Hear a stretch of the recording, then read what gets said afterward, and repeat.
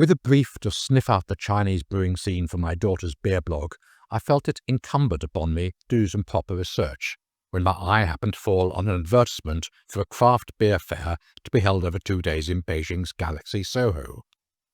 Galaxy Soho, I should explain, has been likened, perhaps a bit unfairly, to a pair of breasts perking up from inside Second Ring Road, a few minutes' walk westbound from Chaoyangmen Station on lines 2 and 6. As such, it's a well-known landmark. There's no entrance fee. You can come in for free. Yay, says the blurb. And with an invitation like that, how could one resist? Beers will be served in 360ml cups and will cost 35 RMB, it adds helpfully. It turns out 16 breweries are in attendance at the 4th edition of the Beijing Craft Beer Festival.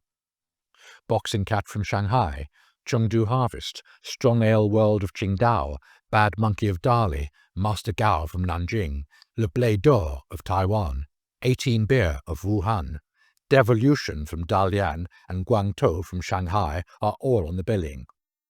Local stalwarts of the northern capital are Arrow Factory, Panda Brew, Slow Boat, Jing'e and N Beer. Apparently, the last festival saw over 4,600 litres of beer poured, and as an added extra this year, the rules have been changed. All draft all the time, no bottles of any kind allowed at this year's festival. One of the marketers goes over the top somewhat on his urgings. June's summer heat is here, and it's time to sweat and get drunk again, we are told. There always has to be one, doesn't there? Puerile idiot.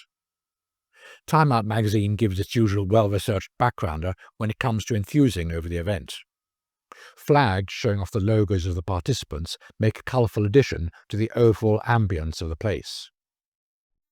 Though the show is all about craft brewing, there's a stand dedicated to Beijing's very own home brewing society, an organisation, it says, that is dedicated to spreading the knowledge, culture and appreciation of real beer in China, which started 3 years ago.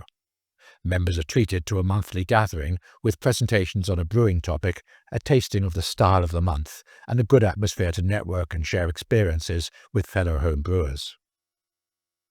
It looks like the puerile idiot I referred to above has been ticked off somewhat.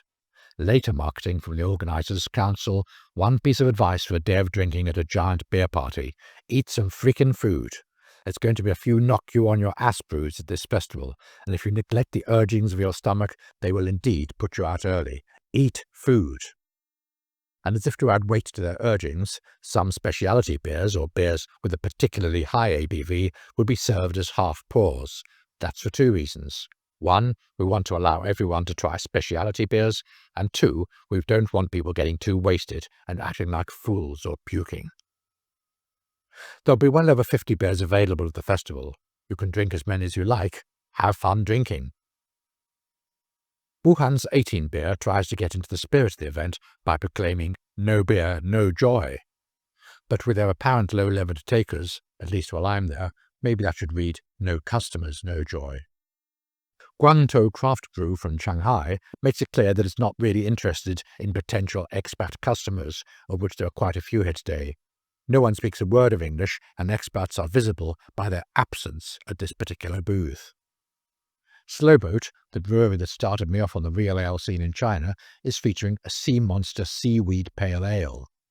Delicate and tender pale ale with strips of dried seaweed were introduced into the boil, a light salt and umami finish for the beer. Crisp, medium body in the middle, and golden in colour, this beer is sure to please any beer lover, whether they be human or some immortal demon. As much as I would like to try this umami-flavoured beer, I'm no immortal demon, and I head instead to the tent belonging to N Beer, a Beijing brewery I'd never heard of until now. "No beer, no friends" is the catchphrase it uses in a slight twist from 18 Beer's slogan. I'm glad to see that their signage boasts a website, and I determined to look it up later to get some background on this brewery. But unfortunately, the website consists of a simple notice: under construction. Call us for more details regarding N Beer Pub and NB Craft Brewing Company. I look instead at their menu of beers. The first item catches my eye. "Raspberry?" I ask the bartender. "Yes, raspberry. We add them to the final brew," he adds. This will make it clear to the idiot standing in front of him. It's the same as number 5, Beijing Weiser, but with raspberries added. I feel it would be adding insult to injury if I were to point out to him that Beijing has metamorphosed into Berlin after a simple addition of raspberries. But lest I get even more confused, the tap for this brew is clearly labelled Raspberry Beijing Weiser. But let no man label me a pedant. N-Beer's Raspberry Beijing Berlin brew is rather scrummy. Not too sweet, has a slight bite, and is very refreshing on this sultry evening. I borrow a beer mat or 3 from my Chinese Tegistology collection and move on. Mindful of the warning to eat some frickin' food, I look around me. Great Leap is serving up its signature cheeseburgers. You know all about this masterpiece. Beef, cheese, pickles and fancy sauce on a sesame bun. Simple and delicious. Our team of 5-star burger chefs is set to serve single patty versions of the cheeseburger this weekend, so that you have room for more beer.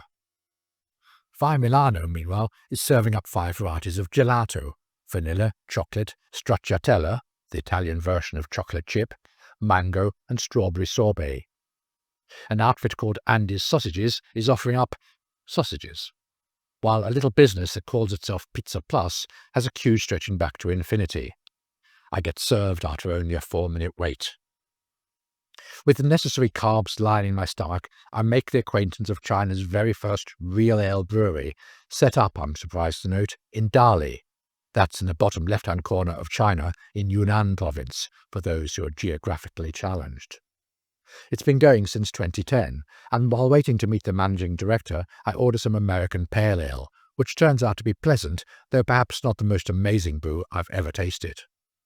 I quickly swipe a couple of beer mats from my collection. Not far away is the Master Gao tent. They're from Nanjing, and they obviously brew for a Chinese palate. Their Yinbi wheat beer is a bit underwhelming in my opinion, and I certainly wouldn't make a special visit to Nanjing to try more, though if I was in that city, I might be tempted to give one of their other beers a go. Each day at the festival features live musicians, and during my visit, classical cellist Heike Kadler and Dan Taylor, a guitarist from a local group called the Haridans, strut their stuff, coming out with a Celtic-influenced blues set, whatever that might mean. It's been a pleasant evening.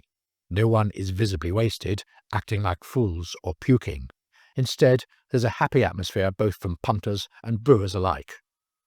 Now all I need to do is to find N-Beer's tap room for my next installment of Beijing's real ale scene.